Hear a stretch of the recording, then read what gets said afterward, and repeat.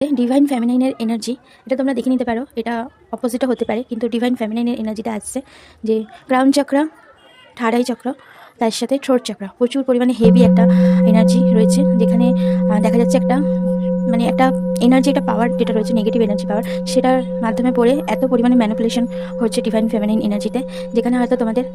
Third party যারা রয়েছে বা টু মাচ কার্মিক যারা রয়েছে, তারা কিন্তু সরাসরি আক্রমণ করছে না, কিন্তু তোমার তোমার সামনে করছে না, তোমার পিছনে কারোর সাথে সেইভাবে তোমাকে নিয়ে চর্চা হচ্ছে, এটাও হতে পারে। বা যদি তোমার কোনো কার্মিক পার্সন সামনাসামনি তোমাকে দেখায় যে সে তোমাকে কোনোভাবে বিরক্ত করছে না, সেটা কিন্তু এনার্জেটিক্যালি যে নেগেটিভ এনার্জি রয়েছে, ডেভিল এনার্জি রয়েছে, সে কিন্তু এত পরিমাণে ম্যানিপুলেশন করছে, যার ফলে তোমার অনেক কিছু যে তুমি কাজগুলো করো কমিউনিকেশন রিলেটেড, যেখানে অনেক বেশি তোমাকে কথা বলতে হয়, কেউ হয়তো তোমার কথা শুনছে না, বা তোমার হয়তো কারোকে কিছু বলার আছে বা তোমার কিছু দাবি আছে, সেইগুলো পূরণ হচ্ছে না, এরকম একটা এনার্জি আছে। আর তার সাথে তোমার আজ্ঞা চক্র, যেটা থার্ড আই চক্র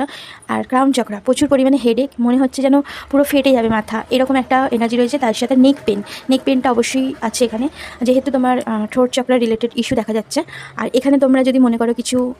হিলিংয়ের মাধ্যমে তোমরা এটা সলভ করবে, তোমরা ক্রিস্টাল ইউজ করতে পারো, যেটা অ্যামাথিস্ট, তার সাথে ব্ল্যাক টর্মালাইন, এই দুটো তোমরা র ক্রিস্টাল নিয়ে নিতে পারো। তো যদি তোমরা মনে করো যে তোমার কাছে কোনো অ্যামাথিস্ট রয়েছে, তোমরা ওই ক্রাউন চক্র বা থার্ড আই চক্রতে তোমরা 10 মিনিট রেখে দেবে, তাহলেও কিন্তু অনেক রিলিফ পাবে এবং আস্তে আস্তে সেই পেনটা কিন্তু পুরোপুরি রিমুভ হয়ে যাবে। তো এখনকার জন্য এই এনার্জিটা খুব হেভি আছে, মোটামুটি গতকাল 11:30 12টা বা তারও আগে থেকে, ধরো 10:30 10টা থেকে এই এনার্জিটা দেখা যাচ্ছে, এবং আজকে সারাদিনও থাকবে, হয়তো আগামীকালও থাকবে।